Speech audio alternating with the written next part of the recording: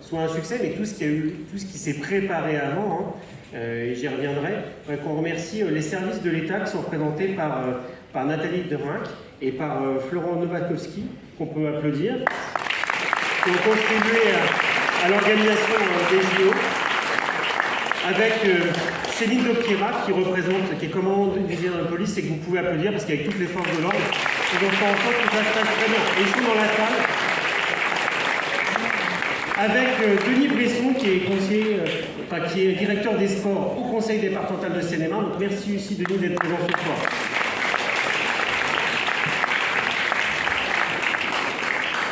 Alors rassurez-vous, mon discours sera court. Vous avez le droit de me croire. Le premier objectif, je vous ai dit, c'était de récompenser les sportifs de l'année.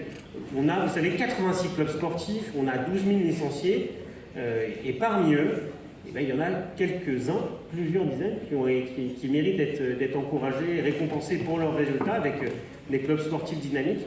Et donc, cette soirée, comme on le fait chaque année, traditionnelle, permettra de leur remettre un certain nombre de distinctions. Alors, bien sûr, honorifiques, avec quelques petits cadeaux, mais on veut leur dire à quel point on est heureux et fiers de les voir sur notre territoire, parce qu'ils contribuent au rayonnement, bien sûr, de la ville de Chelles, au rayonnement de leur club, et aussi, c'est des exemples pour les générations, et notamment les nouvelles, prouver que voilà, on a des talents sportifs, ce sont des belles valeurs qui sont partagées dans le domaine du sport.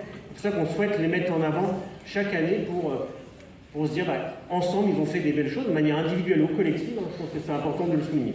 Permettez-moi justement d'en dire quelques mots.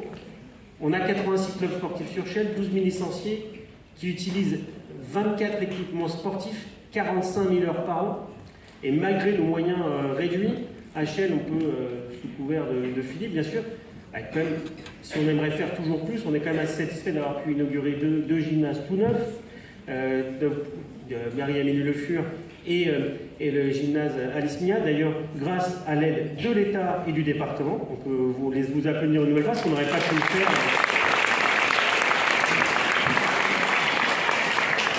Je râle souvent contre le manque de soutien parfois de l'État, mais quand il nous aide, il faut le dire aussi. Donc, on a aussi en ce moment le stade Gouzel qui est en train d'être complètement rénové, même si on aurait toujours voulu faire plus, c'est quand même une belle avancée. D'ailleurs, pour ceux qui sont présents, normalement l'inauguration c'est le 16 novembre au matin, donc n'hésitez pas à le noter, c'est un samedi, vous serez les bienvenus, je pense que ce sera vers 10h, mais on vous confirmera ça. Et ça, je voudrais quand même préciser que c'est pas anodin pour une ville telle que la nôtre, même si on a quand même plus de 50 000 habitants, d'avoir autant de clubs sportifs dynamiques.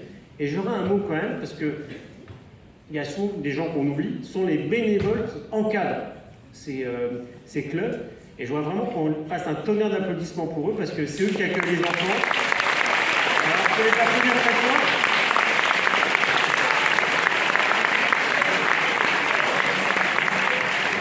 Ils sont souvent en contact des services de la ville de Chelles, techniques comme sportifs ou associatifs, qu'on peut applaudir aussi, d'ailleurs les services de la ville, qui se décarcassent souvent.